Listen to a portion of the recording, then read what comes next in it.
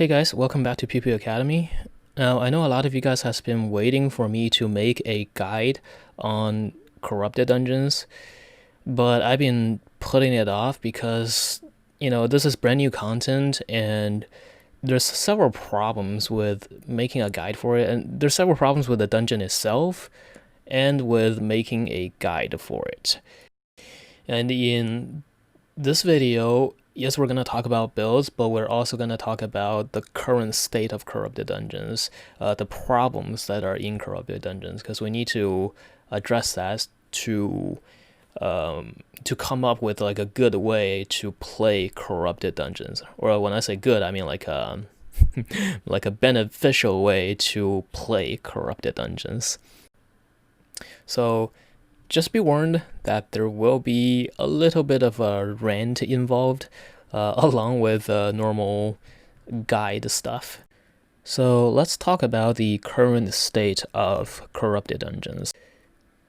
Back when we were still on the test server, we kind of tried to theorize how the corrupted dungeons will play out once it hits the live servers, and a lot of people thought that there will be a lot of rats. There will be like nothing but rats in corrupted dungeons. I was really hopeful that the infamy system would sort out the ratting problem, but it seems that I am proven wrong. Like right now, probably the best build to run in corrupted dungeons is actually just the plate armor, bloodletter, Hellgate ratting build. Because right now, like what's most important in corrupted dungeons is not that you kill the other player, but that you never die in corrupted dungeons, okay? Because if you die in corrupted dungeons, you lose 20% of your infamy pool. And if you kill someone, you only gain 10% of their infamy pool, right? So assuming that your every kill is like, every player that you face is the same infamy, has the same infamy as you do, you need to win twice to dying once in order to stay at the same level of infamy, right? You need to at least get 3 kills to 1 death if you want to climb. Now that's assuming if everybody has the same infamy as you, which a lot of the times if you're trying to be try-hard about it, you're gonna get matched against people that are slightly lower, so it's really not worth it for you to die, right? Especially if you really stack up your infamy to a high level, losing that 20% is like 2 hours of work to get it back. It's really punishing. So what's worth it for people right now is to just play builds that never die.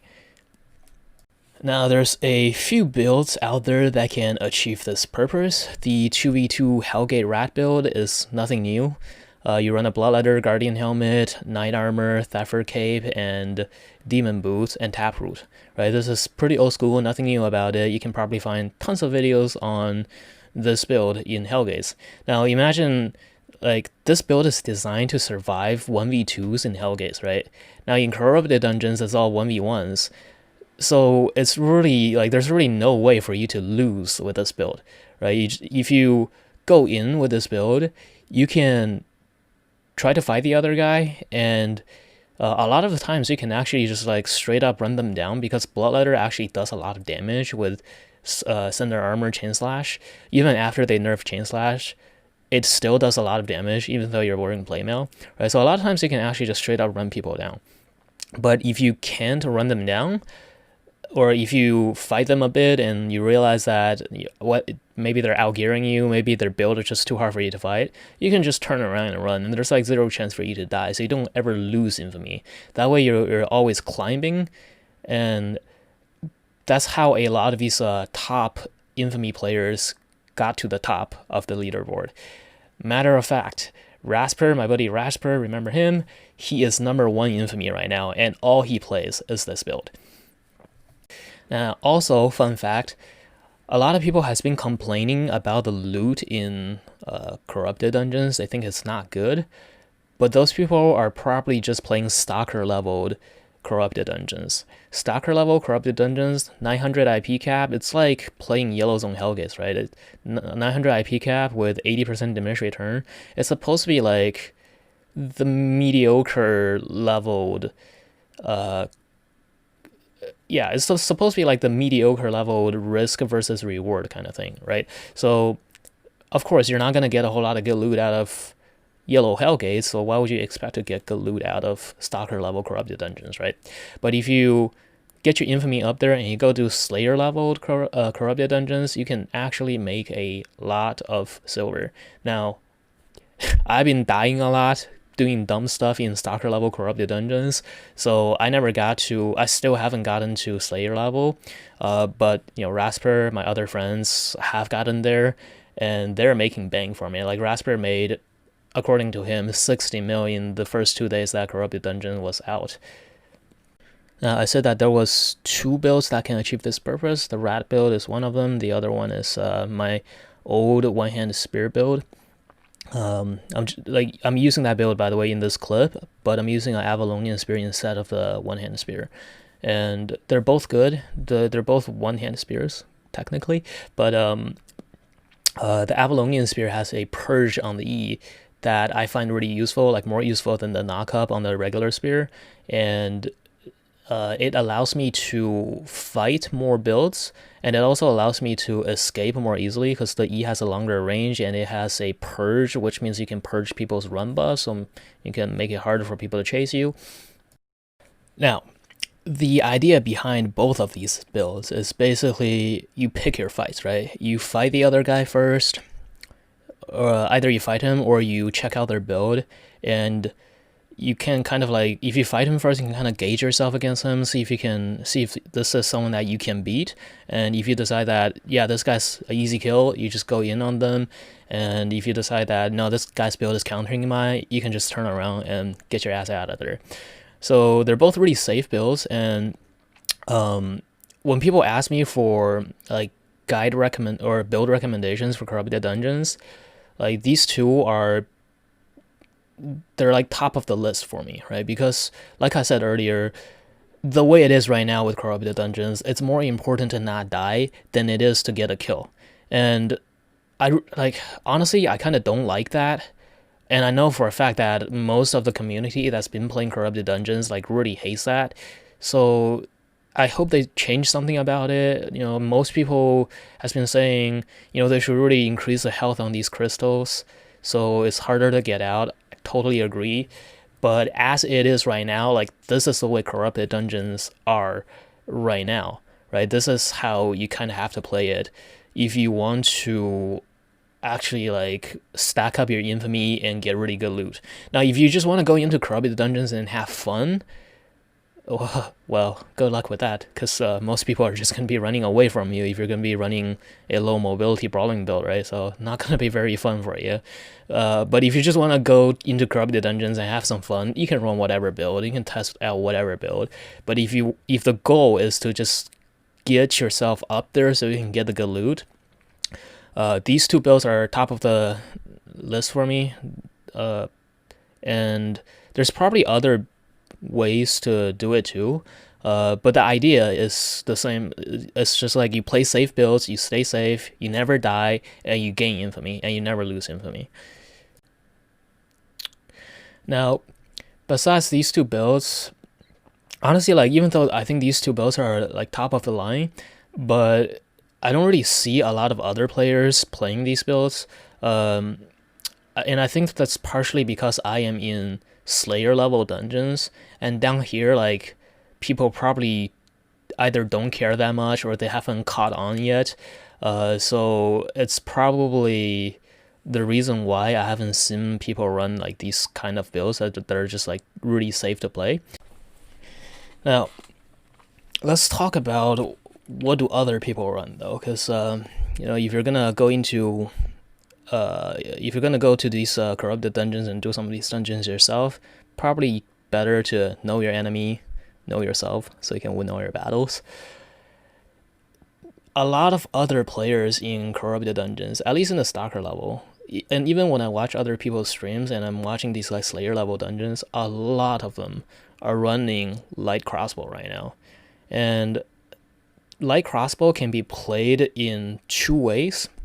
It can be played as a brawling build with Thunder Armor and Auto Fire Q, or it can be played as a kiting build with the second Q and the knockback shot on the W. Next to light crossbow, the second most popular thing to run is probably swords, and I'm including all different kinds of swords in here, but mostly you see people running claymores, broadswords, sometimes carving and dual swords. The other swords are not really that good, especially not the new sword. Like the new sword is basically just a Gallatin pair. Don't run that in corrupted dungeons. You're just wasting money. People are gonna kill you and steal your expensive weapon. Anyway, swords is probably like the second most common. And then the third most common is different types of daggers, especially bloodletters and the blackhands. I do also see a lot of one-hand daggers, but please don't play one-hand daggers. They're really bad. Like one-hand daggers are every single one that we've seen we killed because they're just not a good weapon for this. You're like all of your damage in that weapon is in your E, and anybody that's running somewhat like some mobility in their build can just walk away from you when you E. Right, so there's no way for you to really do damage with a bloodletter or with a one-hand dagger when you don't have a teammate that can CC for you and hold people down for you to just auto attack on. Now, would I recommend any of those weapons to you guys? Swords, yes, right? Because with swords you have mobility in there. You especially dual swords and carving sword, you have a way to get out, right? And you can stack your Q, that gives you movement speed too. If you use Iron Will, which a lot of people has been using Iron Will over the Reflect against certain builds, especially against like kite builds and against mage robes, people has been using Iron Will. So if you use that, that gives you mobility too. So you literally have 3 skills in your bar that gives you some kind of movement with swords. Daggers, obviously high mobility. Bloodletters, especially. We have not seen a whole lot of Death Givers in here. I think the Death Givers have some potential, like you can probably make some Death Giver build work in here, but we haven't really seen a whole lot of Death Givers in here. And I think maybe the recent nerfs to it really got people to think that it's just like can't work in here or something.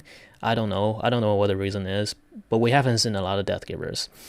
Now other weapons that people will run a lot, like light crossbow, sometimes even curse. Like, I don't recommend those weapons to any of you guys at all. Even though they're super popular, I think it's a really dumb way to play corrupted dungeons.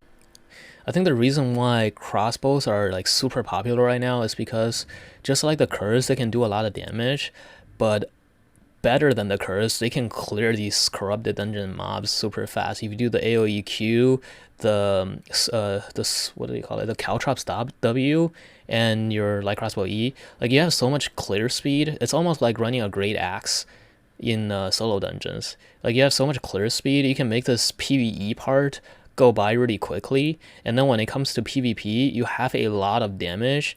So I think against like some people that try to brawl you out, you can just straight up out damage them and face roll them. But the reason why I don't recommend crossbows though is because obviously there's no mobility in it at all.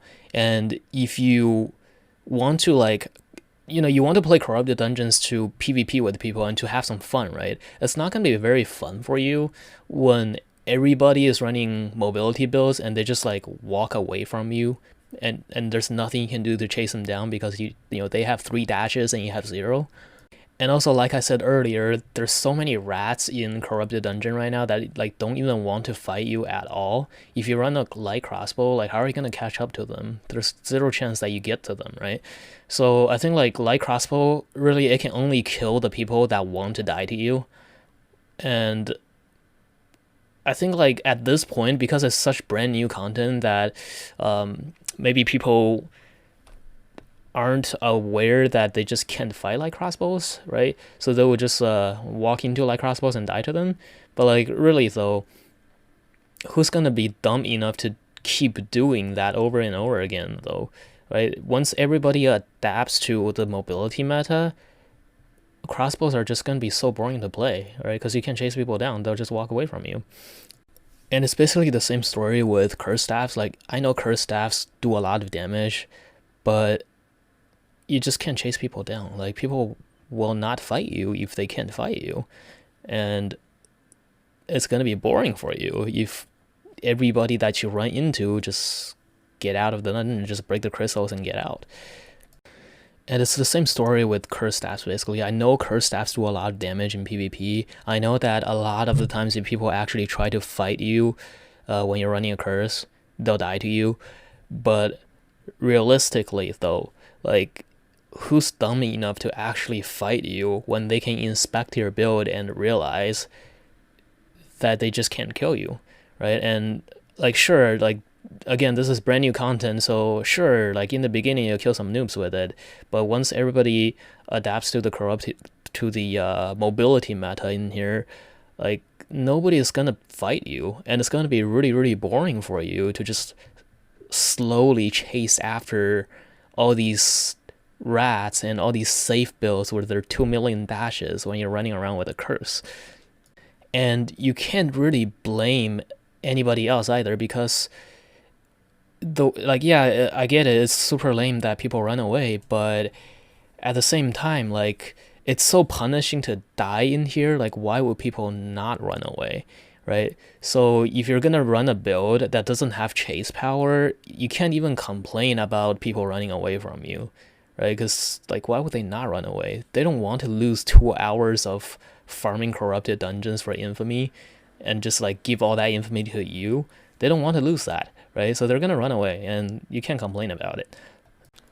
So that's it for the weapons part. Like, those are the popular choices, and, you know, some of my recommendations and some of my anti-recommendations.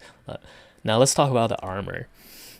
So for armor, the super meta thing to run right now is Guardian Helmet, Mage Robe, and then either Assassin Shoes or Guardian Boots, or maybe even Soldier Boots, depending on, you know, what kind of weapon you're going with, or what kind of things you're trying to achieve. If you're running the 2 safe builds that I talked about earlier, it's actually Demon Boots and Avalonian Sandals that we use for the Bloodletter and the Spear, respectively, okay? But outside of those 2 situations, it's Guardian Boots, Assassin Shoes, and Soldier Boots are the most commonly seen ones. My recommendation, never run Guardian Boots, right? Because, again, Guardian Boots don't give you any mobility. It's 50% movement speed for a 1 minute long cooldown. It only works when people want to fight you. And even when people want to fight you, it doesn't always work, because against high mobility builds, you turn on your Guardian Boost, they just dash out of the fight, and then they wait for your Guardian Boost to go off cooldown, and you have to wait a whole minute for it to come back, right? So when your Guardian Boost is off cooldown, they're going to come back and they're going to poke you and they're going to kill you, right? So, like, honestly, I would never run Guardian Boots, but, or at least if I was to run Guardian Boots, I would start with regular run. Right, so you can check out what the other player is playing. And yes, in corrupted dungeons, you cannot swap weapons or gear, but you can swap skills. Right, so every boot have regular run on them. So on Guardian Boots, you can start out on regular run at least. Check out the other guy, and if they're running something low mobility like crossbow or something, and they just want to brawl it out with you, and you just want to brawl it out with them, all right, sure, switch to the Guardian Boost, right? But if you see that the other guy is running something high mobility, just stay on regular run. And it's the same thing with Assassin Shoes. I think Assassin Shoes are great if people want to brawl it out with you, because that 25-second cooldown is really short, and if your weapon already has some iframes in it. So, for example, if you run a sword build, let's say you run a Claymore with Assassin Shoes, the Claymore has 2 iframes in it already, and then Assassin Shoes gives you another iframe, right? So if you run that build against something like a light crossbow, you can literally iframe every single one of their E's and not even worry about using Guardian Helmet to cleanse their E's, right? So Like that's something super good to have in like a brawling situation.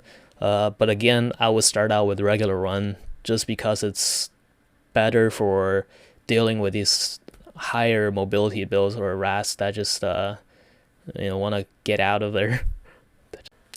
Now I have also seen a lot of people run soldier boots, and I guess I can understand why, but it's also not something that I recommend because the soldier boots cooldown is just way too long. If you do use it, just make sure you are very careful with purges, because if you get it purged, you lose it for 60 seconds. Mage robes are super popular in corrupted dungeons, so if you run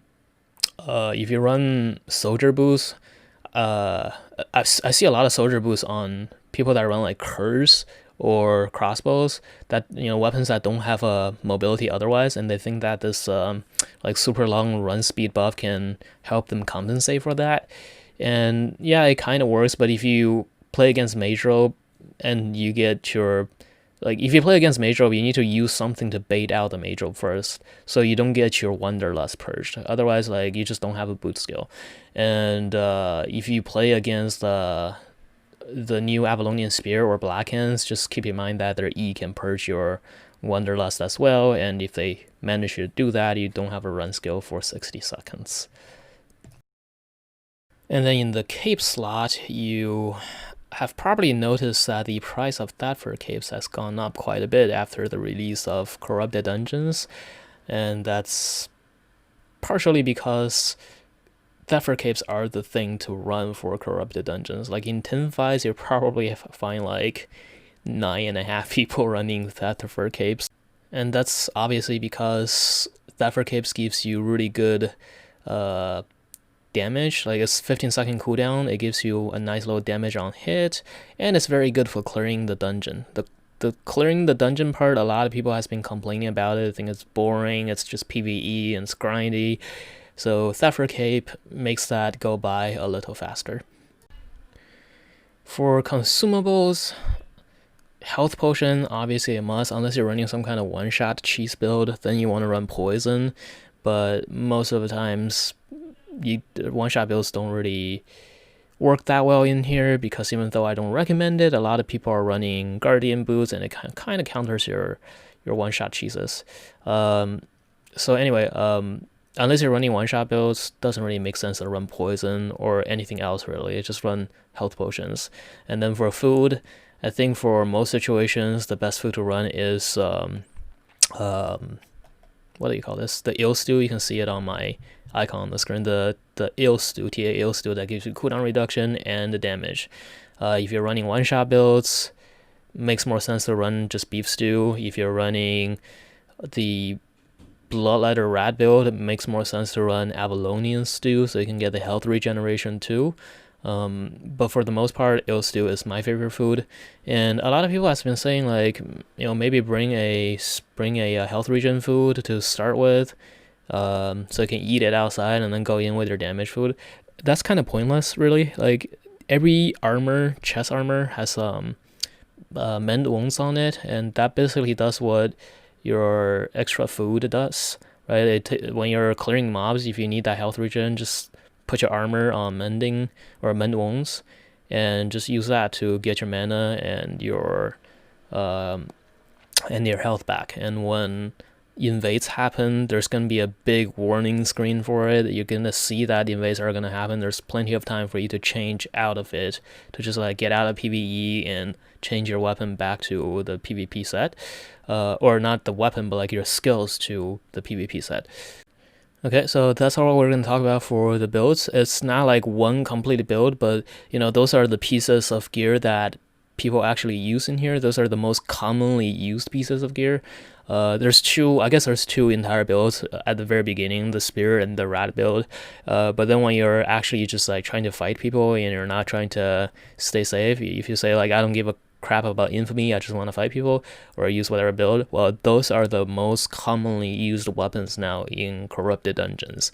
You don't have to run those. You can try to counter those, because those are the meta, the most commonly used. so you can try to like come up with ways to play against them. But that's it about builds. Let's talk a little bit about the strategy in Corrupted Dungeons as well. So something that a lot of players have started doing, and again, I think this is like super lame, but I see a lot of players, like the moment they get invaded on, they break 2 crystals. And then they go to a 3rd crystal and they wait for the fight to happen in the room with the 3rd crystal. And when they do that, basically they make sure that if the other player comes in and it's something that he can kill, he will just kill that player. And if it's something that he can't kill, he'll just break the last crystal and get out. Again, I think it's super lame, but that's how people are playing. Another thing is if you're playing a kiting build, like heavy crossbow, light crossbow with the knockback, or if you're playing spear, when you get into a dungeon, especially like, okay, so as soon as you get into your own dungeon, start clearing the mobs in like a circular path. So you have this little kiting path that you can keep retreating on, and there'll be no mobs to get into your way. And if you get into a enemy dungeon, look at like the moment you get in, you press in, and you look for his spawn point and look for mobs like aisles that's been already cleared, and you try to build a clear path around that. Try to clear a kite path around that, so when the fight happens, you'll always have room to retreat to. If you're playing the Bloodletter Rat build, just keep in mind that the wind wall is super good for knocking people into fire traps and fireballs. And if you are playing against someone that just does more damage than you, that's a way for you to make up for your lack of damage. You can use the environment to your advantage with that wind wall. And last thing is make sure you know what all the little demon spawns do in the corrupted dungeons when you kill them. Keep in mind that these little demon spawns, they do respawn after you've killed them for a while. They do respawn, and they can play a pretty big factor in PvP. So make sure you know what they do and think about how you can use them to your advantage with whatever build you're trying to use. If you don't know what those demon spawns do, go watch my other video, it talks about it. Okay, so that's all I'm gonna say for this video. I'm sorry there's a little rant in there along with the guide, but you know, like I'm not 100% happy with the way corrupted dungeons are right now. I think there's room for improvement, and I'm sure they'll work on it. You know, I think the least they could do is buff the crystals in the corrupted dungeons, make it harder for people to just get out of there. Because right now it's, you know, the crystals are literally just 1 Q plus 1 auto attack and it's dead, right? So there's no risk to using these crystals, right? I think the least they could do, make the crystals tankier, maybe spawn some mobs in like in the room of the crystal, like around the crystal, so they can like defend the crystal. So while you're hitting the crystal, it'll like do a lot of damage to you. So there's some risk involved to using the crystals as a way to get out. Now, I do think that the crystals are a necessary part of corrupted dungeons. I think, you know, without the crystals, it would just be rock, paper, scissors with your builds. And if you get matched up against something that just counters you, well, there's nothing you can do about it, you're just gonna die. That's gonna be a really bad thing to just remove the crystals. But I do think they should like definitely buff the crystals HP, because right now there's really no reason for people to not play high mobility builds, and there's really no reason for people to like risk losing 20% of their infamy fighting builds that they know they just can't win against, right? So most people will choose the easy way out and just get out and go to the next dungeon. And that's just the way this game mode is at the moment. I'm sure they'll fix it in the future. I hope they do. Let's all wait for that.